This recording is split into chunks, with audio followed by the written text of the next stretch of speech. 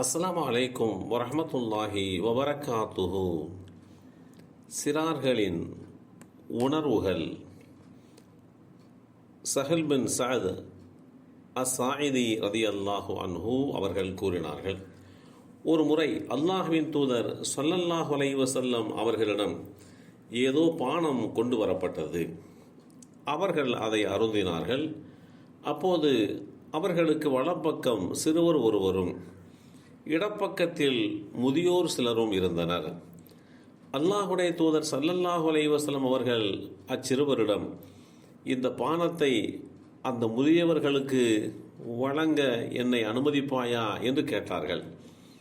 அதற்கு அந்த சிறுவர், இல்லை, அல்லாஹ்வின் மீது ஆணையாக தங்களிடமிருந்து எனக்கு கிடைக்கும் இந்த நற்பேற்றை வேறெவருக்கும் நான் விட்டுத்தர மாட்டேன் என்று பதில் சொன்னார். உடனே அல்லாஹுடைய தூதர் ஸல்லல்லாஹு அலைஹி வஸல்லம் அவர்கள் அதை அந்த சிறுவருடைய கையிலேயே வைத்து விட்டார்கள். இந்த செய்தி ஸஹீஹ் முஸ்லிமில் 4130 என்ற எண்ணிலே பதிவு செய்யப்பட்டிருக்கிறது. சிறார்களுக்கு உண்டான அந்த உரிமைகள், உணர்வுகள் மதிக்கப்பட வேண்டும் என்று இஸ்லாம் வழிகாட்டி தந்திருக்கின்றது.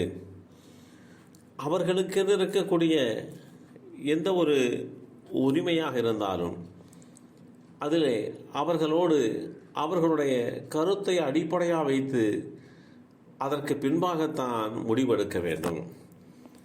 அவர்களுடைய கருத்து ஒரு வகையில் அவர்களுக்கு பாதகத்தை ஏற்படுத்தும் என்றிருந்தாலும் அவர்களுக்கு முறையே அதற்குண்டான விளக்கத்தை எடுத்து சொல்லி புரிய வைத்து அதற்கு பின்பாக அவர்கள் சரி என்று ஒத்துக்கொண்டதற்கு பின்புதான் நாம் அதை தீர்மானிக்க வேண்டும். அல்லாஹுடைய தூதர் ஸல்லல்லாஹு அலைஹி வஸல்லம் அவர்கள் சிறார்கள் விளையாடி கொண்டிருக்கின்ற அந்த பகுதிக்கு செல்வார்கள். அப்போது சிறார்களை நெருங்கி வந்தபோது அவர்களுக்கு சலாம் சொல்வார்கள், இஸ்லாமிய காணிக்கையை எடுத்து சொல்வார்கள். அவர்களும் பதில் சொல்லிக் கொள்வார்கள். நாம் ஒரு உயர்ந்த அந்தஸ்தை பெற்றவர்கள் இருந்த போதிலும் கூட சிறார்கள் அல்லாஹுடைய தூதர் ஸல்லல்லாஹு அலைஹி வஸல்லம் அவர்கள் மூலமாக வழங்கப்படுகின்ற அந்த சலாத்தை செவிமடுத்த போது அப்படியே ஒரு விதமான புத்துணர்ச்சி அடைந்தவர்களாக காணப்படுவார்கள். இப்படி பெரியவர்தான் சிறுவருக்கு சலாம் சொல்ல வேண்டும் என்கின்ற நிலை இல்லாதிருந்த போதிலும் கூட அந்த விஷயத்திலே அல்லாஹுடைய தூதர் ஸல்லல்லாஹு அலைஹி வஸல்லம் அவர்கள் சிறார்களுக்கு உணர்வுகளுக்கு உண்டான அந்த மதிப்பை வழங்கி அவர்களுக்கு மத்தியிலே ஒரு புரிதலை, ஒரு உறவை உருவாக்கி காட்டுகின்றார்கள்.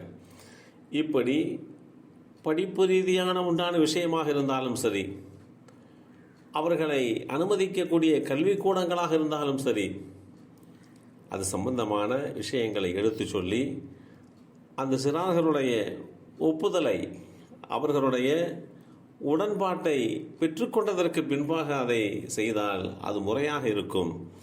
பின்னர் ஒரு காலத்திலே அது குறித்து ஏதாவது வந்தால் உன்னிடம் நான் யோசனை செய்து கொண்டு உன்னிடத்திலே உடன்படிக்கை செய்து கொண்டுதானே நான் இதை செய்தேன் என்று சொல்வதற்கு உண்டான வாய்ப்பு இருக்கும். சிறார்கள் சற்று புரியாதவர்களாக இருந்த போதிலும் கூட அவர்களுக்கு உண்டான அந்த உணர்வுகள் மதிக்கப்படுகின்ற நிலை வருகின்ற போது நாமும் இந்த சமுதாயத்திலே மதிக்கப்படுகிறோம், நமக்கு உண்டான அந்த மதிப்பளிப்பு என்பது பின்னிப்பணைந்த ஒன்று என்று அவர்கள் புரிந்து கொண்டார்கள் என்றால் அவர்களுடைய முடிவு எல்லா வகையிலேயுமே நன்மையானதாக அமையும்.